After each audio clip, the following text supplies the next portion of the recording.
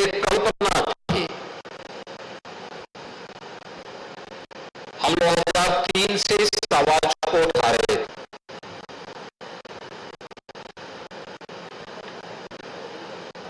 श्री अटल बिहारी वाजपेयी जी देश के प्रधानमंत्री थे और प्रधानमंत्री के रूप में पहली बार एम्स दिल्ली के स्थापित होंगे। उन्होंने 6 एम्स की थी।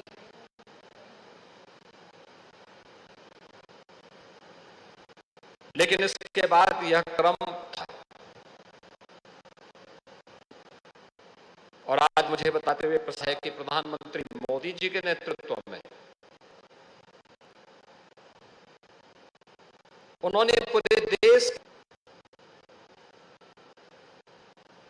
बिना भेदभाव के 2014 में जो उन्होंने एक मंत्र दिया था, सबका साथ और सबके विकास का,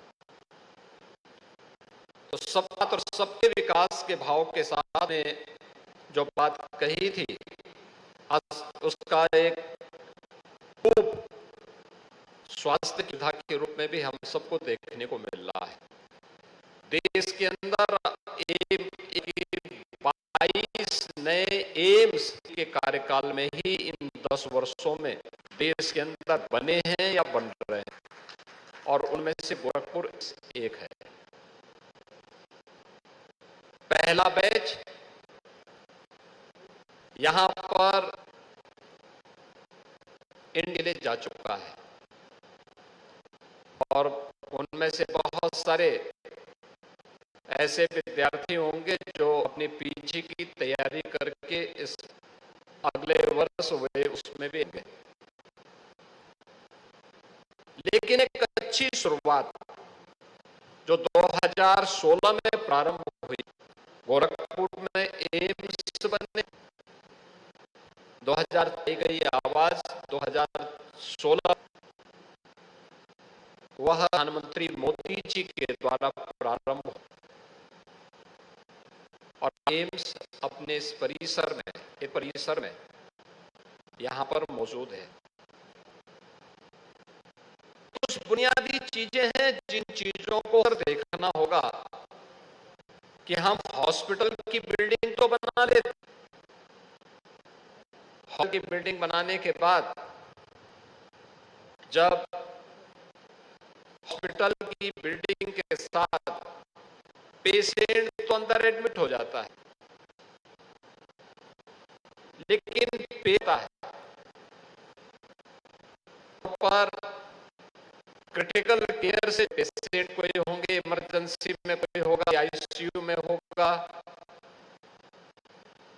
उसके अटेंडेंट वहां नहीं सकते। और हम अक्सर देखते थे, मुझे याद है 1-1.5 वर्ष पहले की रात्रि को अचानक में एसपीजीआई के दौरे पे निकला था।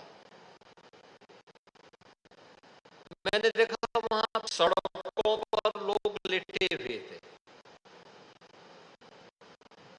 कहीं लोग लेटे हुए थे।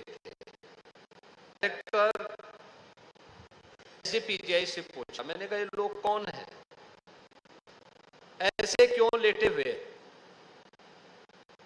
तो उन्होंने मुझे बताया ये मरीज के परिजन हैं, इनके लिए नहीं है। लैंड है? उन्होंने कहा हाँ लैंड है। तो मैंने कहा लैंड है तो फिर इसके लिए पेशेंट के लिए भी हमें कोई व्यवस्था देनी चाहिए और ऐसी व्यवस्था हो जो खुली हो, जहां पे वो सके अपने सामान को भी रख सके।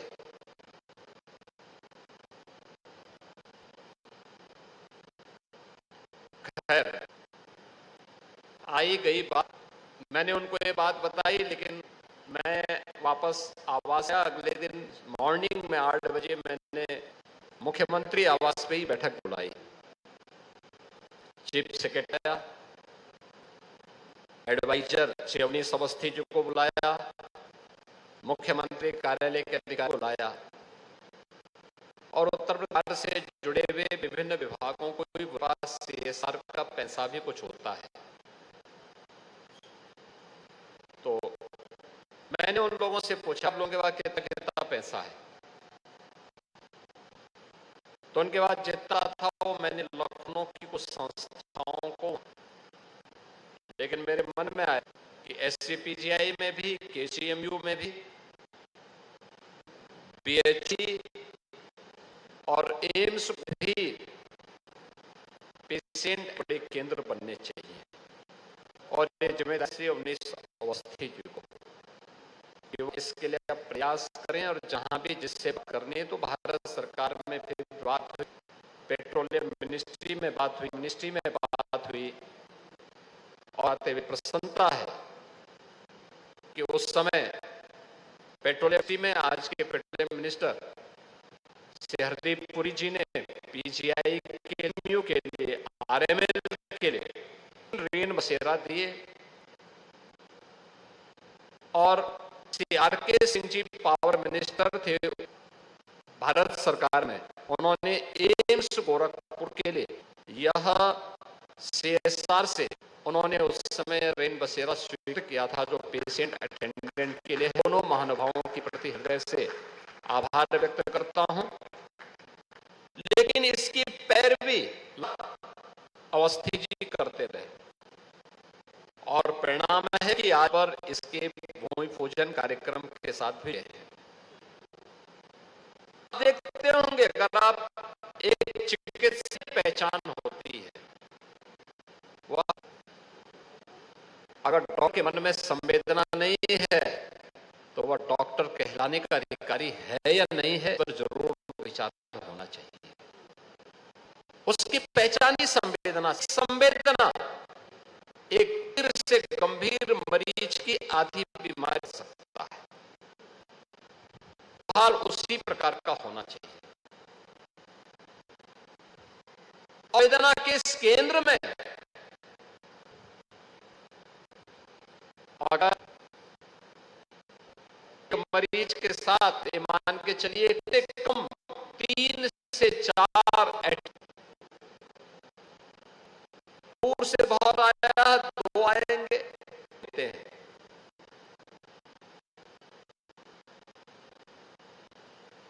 जो है एम्स गोरखपुर की, वह 5 से 80% है।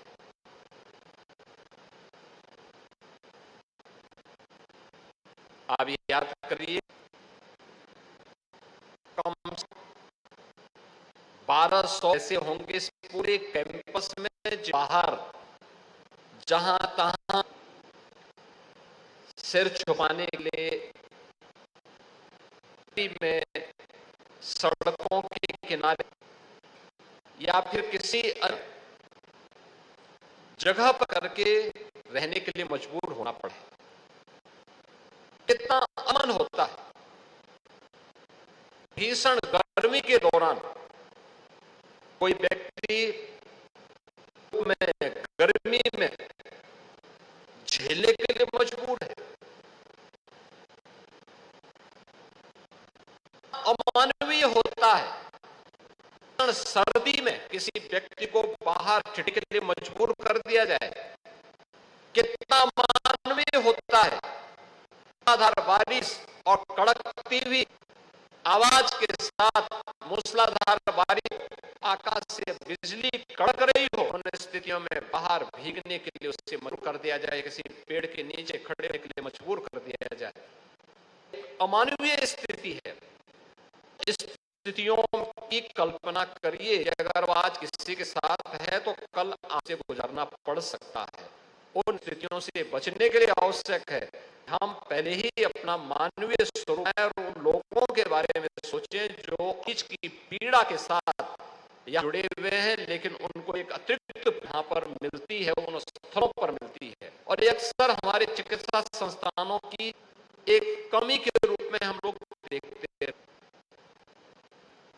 हमारा पेशेंट आता है पूरे भारतीय, उसके साथ उसके अटेंडेंट भी आते हैं। पूर्वी उत्तर प्रदेश है कि अगर कोई परिवार का व्यक्ति होता है तो व्यक्ति अकेले नहीं, पेशेंट के साथ 5, 7, 10 लोग तक चले आते हैं और वे आकर के फिर वहां पर जहां तहां भोजन आते हैं, फिर उसके बाद गंदगी भी पेट्रोमैक्स में कभी उनके स्टोव में आग लगती है, होती है। और यह कॉन्सेप्ट सबसे अच्छा कि हम पेशेंट के अटेंडेंट के लिए ऐसी व्यवस्था बनाए जहां पर उनको रहने की सुविधा हो। मिनिमम यूजर चार्ज लीजिए, उसके मेंटेनेंस के साथ जुड़े। सस्ता कैंटीन की सुविधा दीजिए। हमें याद है जब इंसेफ्लाइटिस की बीमारी को ब्याडी मेडिकल उसका सबसे हॉटस्पॉट था, वहां पर ही सारे उत्तर प्रदेश के पेशेंट आते थे और वहीं बड़ी अव्यवस्था देखने को मिलती थी। लोगों के पास खाने के लिए, तो उस समय हम वहां पे एक व्यवस्था कराई थी एक स्वयंसेवी से मिलकर के। इससे लगभग 20 साल पहले की घटना 2005, 6, 7 की घटना बता रहा हूं। हम लोगों ने उस समय प्रारंभ की थी। हम लोग 8 रुपए में भोजन की व्यवस्था, 8 रुपए चावल रोटी सब्जियों से मिल जाए। मुझे बताते हुए प्रसन्नता है कि जगहों पर, यानी आरडी मेडिकल कॉलेज में भी और गुरु गोरखनाथ चिकित्सालय में भी 10 रुपए में दाल चावल की सुविधा आज भी किसी भी पेशेंट के अटेंडेंट को वहां प्राप्त हो सकता है। और क्वालिटी ऐसा नहीं, और ये भी नहीं कि गिन ले, कोई गिने या कोई उसको बोल दे कि भाई अब ये नहीं। अगर उसकी खाने को रोटी है तो 2 मिलेगा, 4 है तो 4 है तो 6 मिलेगी। चावल करते उसकी 2 प्लेट है तो ऐसा नहीं प्लेट में कोई उसको रोक दे, 2 प्लेट है तो 100 मिलेगा। सब्जी पूरी मिलेगी, पूरी मिलेगी। और ये प्रवेश संस्थाएं आज भी चला रही है। ये संस्थाओं को कैंटीन की सुविधा देके वे क्वालिटी फूड वहां पर दें, स्वच्छता का ध्यान रखें, तो आप देखेंगे कि बड़े पैमाने पे आप स्वच्छता के लक्ष्य को भी प्राप्त कर पाए। जो अमानवीय दृश्य आपको बहुत सारी जगह देखने को, यह देखने को नहीं मिले। वातावरण भी साफ और सुथरा रहेगा, मरीज और मरीज का परिजन इस लेकर के जाएगा संस्थान से। आज मुझे प्रसन्नता, उत्तर प्रदेश के अंदर ज्यादातर मेडिकल कॉलेजेस में, एम्स गोरखपुर में तो यह सुविधा ना ही रहा है। आईटी सहजनवा में विकास कर रहा है, एक नया आईटीआई रहा है।